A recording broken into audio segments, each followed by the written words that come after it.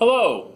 If you would like to try these 5 problems without me doing them, feel free to pause and try them.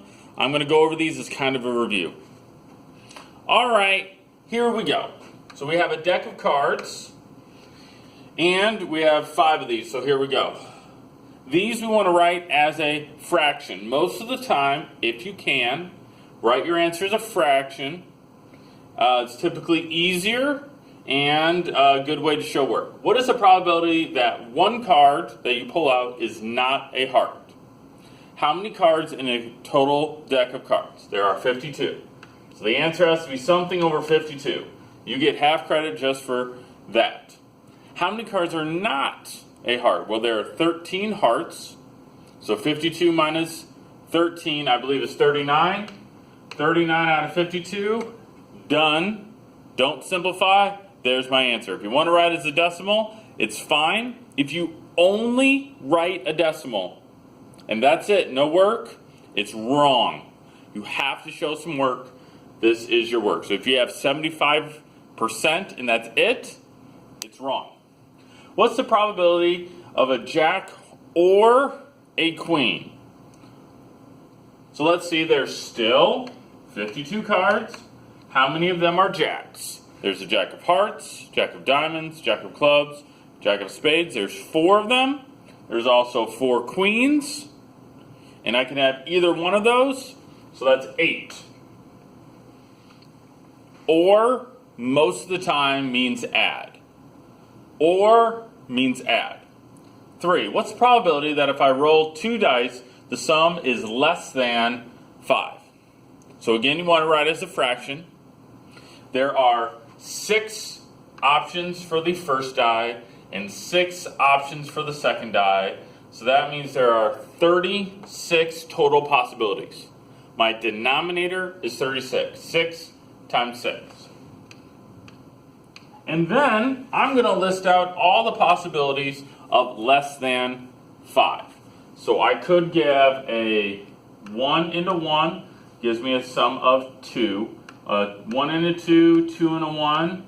That gives me a sum of 3. A 2 and a 2, 3 and a 1. 1 and a 3, that gives me a sum of 4. And I think that's it. So that's 1, 2, 3, 4, 5, 6.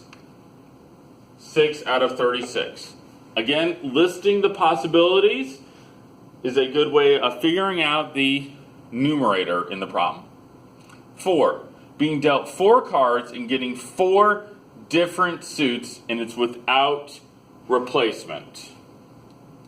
Without replacement. So here we go. Oops, I need to get a clean sheet. 4. So what is the probability? The first one, this one's a little tougher. The first one, it doesn't matter what card you get. Okay, if you get a heart, great. If you get a diamond, great. The first one doesn't matter. Let's just suppose that we get a diamond. Okay? That might help us think. So the next card, as long as it's not a diamond, we're good. How many are not diamonds? There are 39 not diamonds. 39.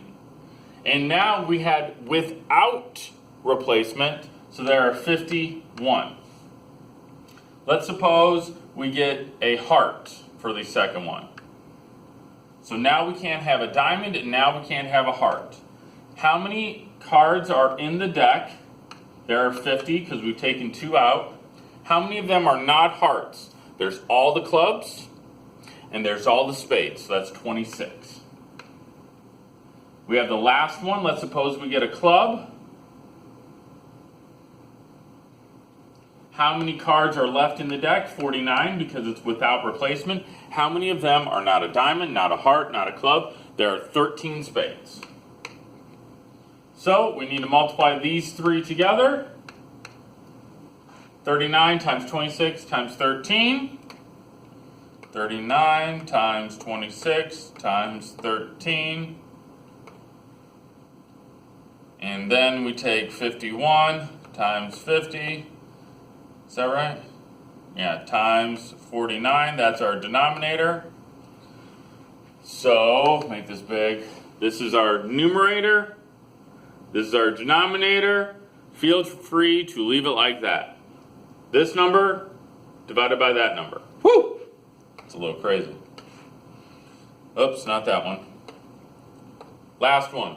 What's the probability of flipping a coin 3 times and getting exactly one head? Ooh, this one's a little crazier. Flipping a coin 3 times, what's our denominator?